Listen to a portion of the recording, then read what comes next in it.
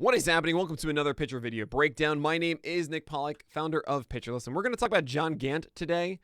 It's really ridiculous. John Gant should not be performing at this level. All of his expected metrics are saying that his ERA should be much lower. But why? Why is John Gant actually not as good as what you see, where he just went 0 earned runs in 6 innings against the Dodgers? Well, we're going to talk about it today. He's a bit of a kitchen sink guy, but I'm just going to go through all the pitches from this 4th inning against the Dodgers yesterday, and we're just going to talk about it as we go. So here we go. He's going to start off against Justin Turner. He's going to throw a big breaking ball. He's going to miss for a strike. That's fine. A 1-0 pitch, come back, and he throws a sinker. That's a 92. That's kind of what John Gant does, right? He throws these sinkers. They move a decent amount. They sometimes get weak contact, and he hopes that he gets double plays or he gets grounders into gloves or maybe the end of the bat for their pop-outs, all that kind of stuff, right? That's essentially the game plan of Gant. He has a change up in there, a split change that can kind of work too. But that's for the most part what he's trying to do. So he pumps in 92, fine. There's a really nice, there's that change, that split change. That's a beautiful one at 80 miles per hour. I mean, that's legitimately awesome. And you think, oh yeah, John Gant's really good. I mean, that's filthy. Filthy. That's where he wants it to be, right underneath the zone, just like that to Justin Turner. And 1-2, he's going to try and elevate here. It's 93. He doesn't really have the command to do that. He's going to try to go inside now and misses that one again as it sails up and it misses. And you can probably see he is not that good with his command. And yeah, you're right. He's not. He has a high walk rate for a reason because he has stuff that moves well. The split change is really aggressive and there is solid movement on the fastball. But yeah, as far as where it goes, he doesn't always know. So 3-2, and he tries to get the fastball one more time. And what do you know? He walks Justin Turner. So this is kind of what we're getting at. He does this a while. He does walk batters, but he kind of finds a way to get out of it. So here we go. First pitch heater, 92, moves pretty well, finds the zone. There's a strike. Will Smith wasn't necessarily looking for that. And he didn't pull the trigger. And he tries to go with the split change again. Let's just call it a splitter moving forward. That misses too far down. The one that was really good at Turner missed right under the zone. That was beautiful. It's going to get a whiff pretty much every single time. Here, that's just way too obvious. Will Smith was able to easily take that. And it's probably going to be another fastball here at 1-1. No, he throws a slider at 87, and it's not, as you can see, the movement is not aggressive whatsoever. But that's a really well-located one. He deserved that foul ball. He deserved that strike. And that's pretty awesome from John Gant. So far, this is pretty good. There's a bad splitter again as he's inefficient. The world of John Gant is inefficiency. And then at 2-2.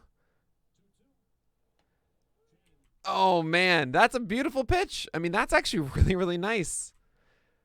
This pitch looks like it might be that slider going away. This is right on the edge. Is this a strike? Is it not? And then it starts falling down, and it's right on the outside edge. Oh. That's actually a really nice pitch from Gant. He deserved that. Now, the fastball that he started the at-bat with was easily the most hittable one, but he threw a really good slide on the outside edge and then threw a really good changeup. Gant earned that one. That wasn't luck whatsoever. So now 1 out, man on first. There's a first pitch curveball, and that's pretty hittable. I mean, I know this is actually when you think of first pitch curveballs, you think, well, hey, where this location is, that's really, really good. I'm thinking of more of the shape of this. That's not an aggressively good shape. It's fine. In most cases, I think you'll either get a strike on that and sometimes an out. But Gavin Lux certainly was looking for an off-speed pitch. And he gave that one a ride a little bit off the end of the bat. But he was certainly looking for not a fastball. And that could... in many cases, that could actually be taken advantage of. So fine. Look, Gant got 2 outs now. That's BABIP. That's fortunate ball in play there for him. But hey, 2 outs, man on first. And then he throws that thing. I mean, I think this is a slider. It finds its way there, and it does look like it's a fastball coming up over here, and it does fall back in. So hey, that's all right. That works. You'll often get a called strike there, especially the first pitch, where that does look like it's just out of the zone and it's not really what you're looking for. If you're Chris Taylor, you're probably looking for a fastball that's hittable. That doesn't look like one and it falls back in. So that's pretty good.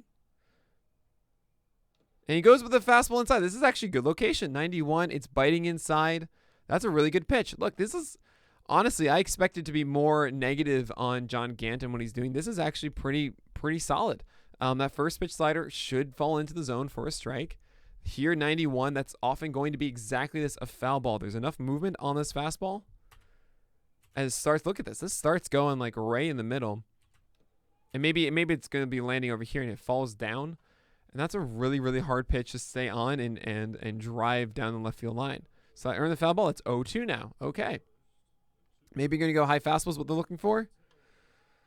And that's, again, a really good pitch in 93. John Gant is commanding this really well. Good job by Taylor to stay alive on this. Sometimes you do see a whiff on that. That's right above the zone. Hard to resist. He fell it off, stays alive. So Gant tried to hook a two-seamer outside corner to come back in and surprise Taylor here, and he just completely tugged this. That's just a complete waste. You want to forget about that whatsoever if you're Gant, and honestly, I don't go back with the heater away. You've kind of showcased that you want to do that. That's too straight away. You probably want to do that changeup you threw to Justin Turner. No, he actually goes back to the fastball. This is a terrible pitch. This is horrible. But the thing is that Taylor's probably not looking fastball now. He's probably thinking about that changeup, and that's why he fouled it back.